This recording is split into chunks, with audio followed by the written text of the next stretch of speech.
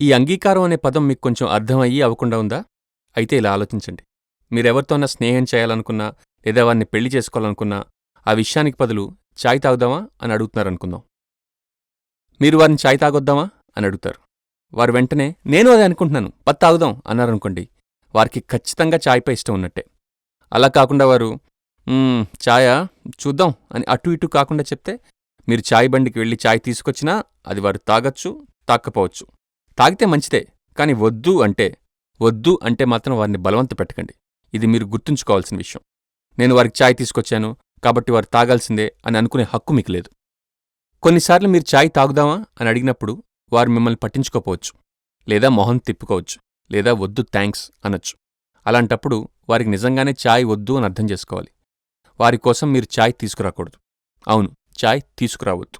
చాయ్ అసలు తేవద్దు, అంతే. వారిని బలవంత పెట్టడం, చాయ్ తెచ్చి తాగాల్సిందే అనటం, వాళ్ళు వద్దంటే వారిమీద చిరాకుపడి కోపం తెచ్చుకోవడం ఇవన్నీ చేయకండి. వారికి చాయ్ వద్దు, ఇష్టం లేదు, అది అర్థం చేసుకోండి చాలు. ఇంకొన్ని సందర్భాల్లో మీకు మీరే అవును వారికి చాయ్ అంటే ఇష్టం అని ఊహించుకుని చాయ్ బండికి పరిగెత్తుకుని వెళ్ళి వేడివేడిగా 2 గ్లాసులో చాయ్ పోయించుకుని తీసుకొస్తారు. తీరా తెచ్చాక వారు నాకీ చాయ్ వద్దు, నేను తాగను అని ఖచ్చితంగా చెప్తారు. అప్పుడు మీకు నిజంగా కోపం వస్తుంది. అరే, ఇంత కష్టపడి నేను బండి దగ్గరికి పోయి చాయ్ కొని ఆ వేడివేడి చాయ్ని ఇక్కడదాకా తీసుకొస్తే వద్దంటారా అని మీరు బాధపడొచ్చు.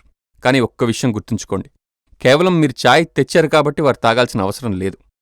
మొదట్లో వారికి చాయ్ అంటే ఇష్టం ఉన్నట్టే కనపడి ఉండొచ్చు, కానీ ఇప్పుడు ఇష్టం లేదు అంటే మీరు చాయ్ బండికి వెళ్ళి అక్కడ చాయ్ కొని ఆ వేడి గ్లాసులు తీసుకుని వచ్చే లోపు వారి మనసు మారి ఉండొచ్చు. మనుషులు తమ మనసు మార్చుకోవడం సహజమైన విషయమే. అలా జరిగినప్పుడు ఎందుకలా మార్చుకున్నావు అని నిలదీసే అధికారం మీకు లేదు. ఒకవేళ ఒకసారి వారు మీతో కలిసి చాయ్ తాగారే అనుకోండి, క్రిందటి శనివారం వారు నాతో కలిసి చాయ్ తాగారు కాబట్టి నేను వారికి ఇప్పట్నుంచి ప్రతిరోజు చాయ్ తాగిస్తానంటే కుదరదు. నువ్వప్పుడు తాగావు కదా అని హఠాత్తుగా వారి ముందు చాయ్ గ్లాసుతో ప్రత్యక్షమై ఇప్పుడు నువ్వు చాయ్ తాగాలి అని పట్టుపట్టడం కూడా వారికి ఇష్టం ఉండదు.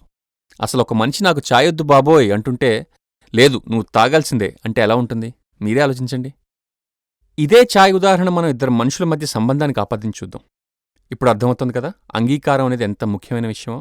అది చాయ్ తాగటమైనా, ఒక వ్యక్తితో స్నేహమైనా, లేక పెళ్లి విషయంలో అయినా ఇరు వర్గాల మధ్య సమ్మతి అనేది ఖచ్చితంగా ఉండాల్సిందే. ఇప్పుడు మీకు అన్ని విషయాలు స్పష్టంగా అర్థమయ్యాయి కదా. అయితే నేనెళ్ళి ఒక చక్కటి పొగలు కక్కే చాయ్ ఒకటి తెచ్చుకునొస్తాను. అరే, నా ఒక్కడికేనండి.